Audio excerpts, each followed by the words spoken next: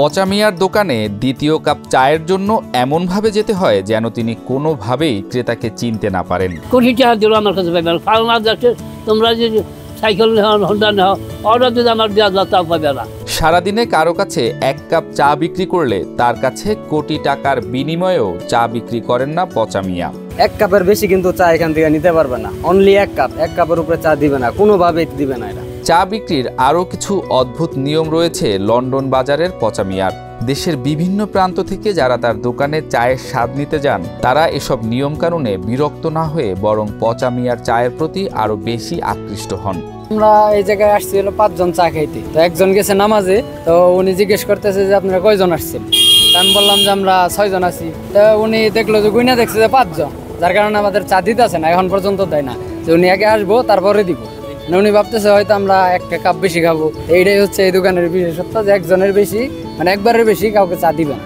এই চার পার্থক্য হচ্ছে এখানে লিকারটা একটু কম থাকে, দুধটা অনেক কড়া করে জাল দেওয়া হয়, যার কারণে এটা অনেক মজা লাগে। গাজীপুরের কালিয়াকৈর উপজেলা সদর থেকে প্রায় 20 কিলোমিটার দূরে ফুলবাড়িয়া ইউনিয়নের নাবিরবহর গ্রামের লন্ডন বাজার। ওই বাজারের শালগাছের নিচেই একটি ঝুপড়ি ঘরে চায়ের দোকান। দোকানের ভেতরে ঝুলানো ব্যানারে লেখা রয়েছে একদিনে একজন এক কাপ চায়ের বেশি পাবেন না। কেন এমন অদ্ভুত নিয়ম করেছেন জানিয়েছেন নিজেই। এই নিয়মটা আমরা দূরে যাই, অনেক মানুষ ঘুরে যায়, এই জন্য এই নিয়ম করছি আমি। দীর্ঘ 70 বছর ধরে অসাধারণ এই চা তৈরি করছেন 102 বছর বয়সী পচা মিয়া। 10 পয়সা থেকে কালের আবর্তনে পচা মিয়ার এক কাপ চায়ের দাম এখন 30 টাকা। দীর্ঘ 70 বছরের চা তৈরি ও বিক্রির অভিজ্ঞতার প্রতি বিশ্বাস ও শ্রদ্ধা দুই আছে তার। আমি 10 পাই জন্য চা বাসা দিচ্ছি পাকিস্তান পিওটগুনে 18 মানুষের চা খাওয়াইছি, খোলা কাপা চাল্লা, সেই সময়গুলো আমি চা বাসা দিচ্ছি। আমার বসটাই চা বাসা, আপনাদের 10 জনের দোয় আমার সারা বাংলা মানুষ আমার চিনে, শত মানুষ চিনে। আমার প্রতি কাপ বেশি 30 টাকা মালাই চা। পচা মিয়ার বিখ্যাত চায়ের দোকান সোমবার ছাড়া প্রতিদিন খোলা থাকে।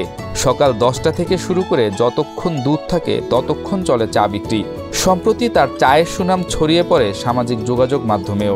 অনেক লোক আসছে এখান থেকে, দূর দূরান্ত থেকে আসতেছে, চা খাইতেছে, কিন্তু চা এক কাপই দিচ্ছে, 2 কাপ কাউকে দিচ্ছে না। তো এই জিনিসটাও খুবই ভালো লাগলো। বার্ধক্যজনিত কারণে বর্তমানে পচা মিয়ার দোকান পরিচালনা করছেন তার নাতি দেলোয়ার হোসেন।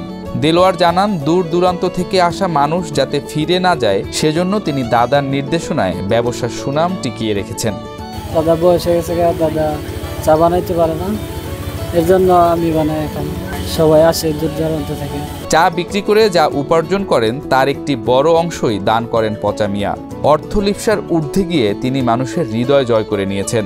আমি খালি চা বেশি আমার নিজস্ব করে 45 বস্তা চাইলাম, এই অনুদান করছি 2 বছরে 45 বস্তা চাই একদম মাদ্রাসা জেনে আছে, সব বেড়ে দিচ্ছি, টেহাও দিচ্ছি।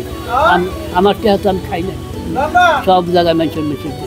গরু পালন করেন এমন প্রতিবেশীর থেকে বাৎসরিক চুক্তিতে চায়ের জন্য খাঁটি দুধ কেনেন পচা মিয়া। আমার গাভীর দুধ, আমার গায়ের দুধ ভালো বলে ও আমার সবসময় আমার গায়ের দুধ আনে, আর কোনো আনে ব্যবসা দেয় না, বলে যে আমার এই সারা বছর দিবেন, আমি দিয়ে দিতেছি। গাভীর দুধ ভালো হিসেবেও আনে। পচা মিয়ার চায়ের স্বাদের সুখ্যাতি এতটাই ছড়িয়ে পড়েছে যে মানুষ দূরত্ব ভুলে ছুটে আসছেন এক কাপ চায়ের জন্য। বন্ধুরা মিলে আসছে এখানে চা খেতে, দীর্ঘ 22 কিলোমিটার পথ অতিক্রম করে। সোশ্যাল মিডিয়াতে যেমনটা দেখছিলাম আর কি, আসলে ভাইরাল একটি চায়ের দোকান এটা, অনেক ভালো লাগছে। বিশেষ করে আপনার গরুর দুধের চা, অথেন্টিক গরুর দুধ, আর হচ্ছে উপরে কিছু স্বর দেওয়া আছে, যার কারণে চায়ের স্বাদ আরো দ্বিগুণ করে তুলছে। চায়ের স্বাদ আর মিষ্টি ব্যবহারে চা প্রেমীদের মনের মনে কোঠায় স্থান করে নিয়েছেন পচা মিয়া।